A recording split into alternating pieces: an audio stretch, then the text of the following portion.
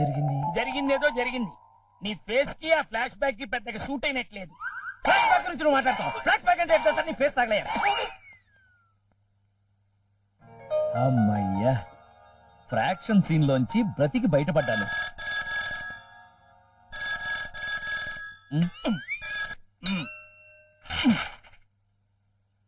Hello, నేను వాస్తు శిల్పిని. మీరు బయట ఉన్న కారు విప్పండి, వెళ్ళండి. రండి. చెప్పండి సార్, ఎంత కావాలి, ఎక్కడ పెట్టాలి? నీ డ్రైవింగ్ స్కూల్ కి ఈశాన్యంలో వాటర్ ఉండాలి. ఓ, బోర్వెల్ తవ్వించమంటారా? అంతొద్దు. ఆ. రాత్రి 12 గంటలకి 4 వాటర్ బాటిల్ 4 వాటర్ బాటిల్ ఈశాన్యంలో పెట్టించు. అబ్బా, ఈసారి మళ్ళీ తేలిగ్గా అయిపోయింది. దాంతో పాటు దక్షిణ 10,000 పెట్టు. సదా నీ సేవలో వాస్తు శిల్పి. అంటే వాటర్ బాటిల్ వాటర్ బాటిల్ తోనే అయిపోతుంది కదా అనుకున్నా. అవి ఎక్స్ట్రా అన్నమాట.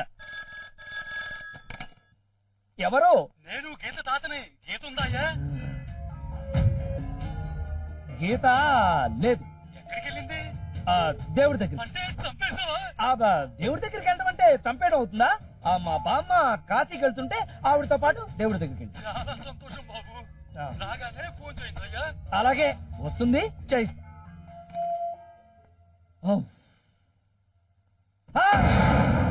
మీరెప్పుడొచ్చారు? కాశీ మజిలీ కదా చివరిలో వచ్చాను. కాశీకి వెళ్ళాలంటే ఎంత ఖర్చు అవుతుంది? నాకు తెలియదు. తెలియకుండానే కాశీ పంపించావన్నమాట. అవును, కాశీ మనకి ఈశాన్యంలో ఉందా, నైరుతిలో ఉందా? ఏంటి ఆలోచిస్తున్నావు? సార్, ఈ టెన్షన్ నేను భరించలేకపోతున్నాను. అసలు జరిగిందంతా మీకు చెప్పేస్తాను.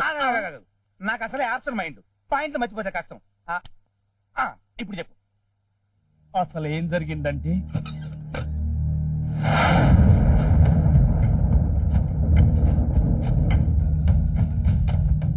అలా జరిగిందండి. ఓహో, ఇంత జరిగిందా? ఇంతకీ ఆ బ్లాక్ మెయిల్ చేస్తున్న వాస్తు శిల్పి ఎవరో? మీరు కాదా? చిచ్చి, నేను బ్లాక్ మెయిల్ చేయడం ఏంటి? అసలు ఈ కేసు గురించి ఇంతవరకు నాకు తెలియదు. మరి ఇందాక కాశీ అన్నారు. అదే, మా అమ్మ నాన్న కాశీ వెళ్తానన్నారు. ఇందాక నేను ఇక్కడికి వచ్చేసరికి నువ్వు కాశీ గురించి మాట్లాడుతున్నావు కదా, తెలుసేమో అని అడిగాను. అయ్య బాబోయ్, మీకు అన్ని విషయాలు తెలుసు అనుకుని అనవసరంగా నోరు జారాను బాబోయ్. అనవసరం ఏముంది? నాకు ఎంచక్క ఇంకో మంచి కేసు ఇచ్చావుగా, వస్తా.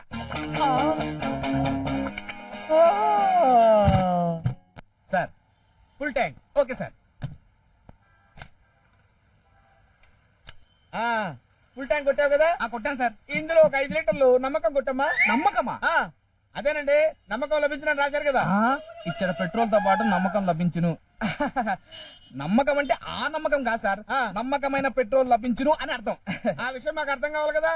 నమ్మకం లభించినంటే నమ్మకం కొట్టించుకుందామని వచ్చాను ఇక్కడికి. తీరా ఇక్కడికి వచ్చాను కదా అని పెట్రోల్ కూడా కొట్టించుకున్నాను. నమ్మకం పోస్తేనే పెట్రోల్ కి డబ్బులు ఇచ్చేది.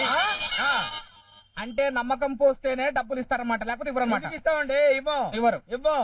సార్, ఒకసారి రూమ్ లోకి వస్తారా? ఎందుకండి? అంటే నమ్మకం నలుగురు మధ్య ఇస్తే బాగోదు సార్, 4 గోడల మధ్య ఇస్తే బ్రహ్మాండంగా ఉంటుంది. Very good, fantastic. రండి సార్, వస్తున్నా సార్. హ్యాపీగా ఉంటుంది. చేస్తున్నా సార్. Very good.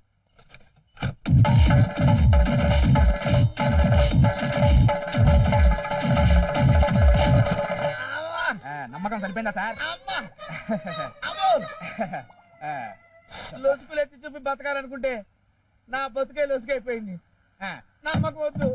దండం బాబు. నమ్మకం అంటే మళ్ళీ రండి సార్. మా ఎమ్మికి నీ మీద ఉండే ప్రేమ తగ్గిపోవాలంటే ఒకటే మార్గం కనిపిస్తాండది. ఏంటి సార్ అది? మనం వేసేటి ప్లాన్స్ అన్ని రివర్స్ అవుతాయి కాబట్టి మా ఎమ్మికి నిజం చెప్పేయడం బెటరు. నిజం చెప్పేద్దామా?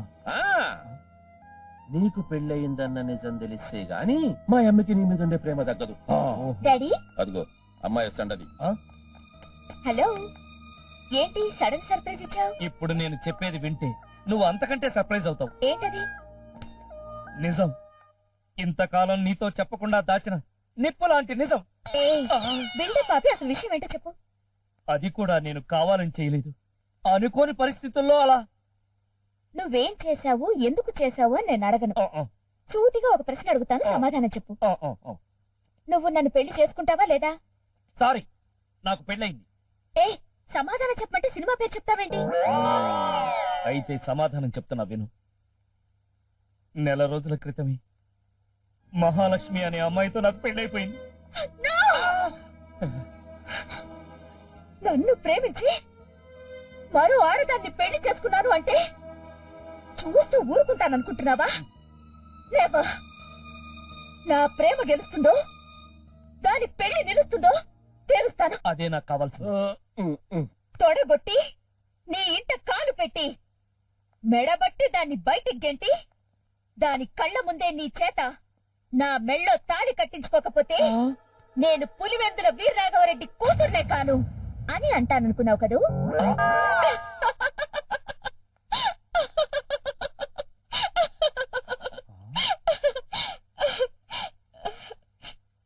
ఓకే, జరిగిందేదో జరిగిపోయింది. అక్కయ్యని ఇక్కడికి తీసుకురండి. జరిగిందంతా అక్కయ్యతో చెప్పి తన అంగీకారంతో మనం మళ్ళీ పెళ్లి చేసుకుందాం. అది కాదు అంజలి.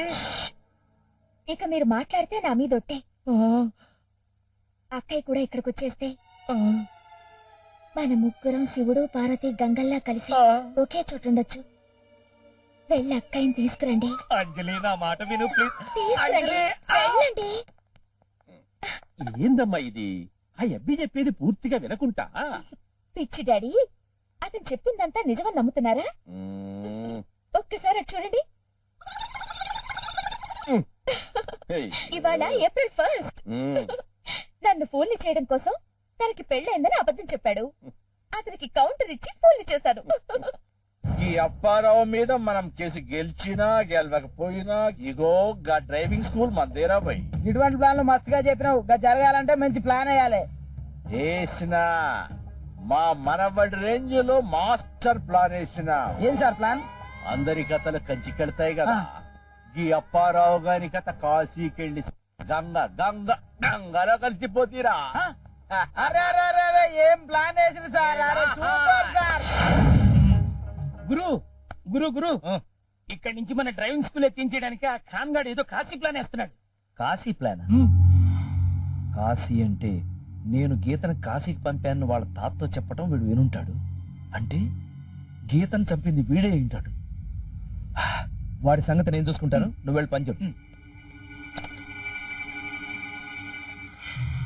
హలో,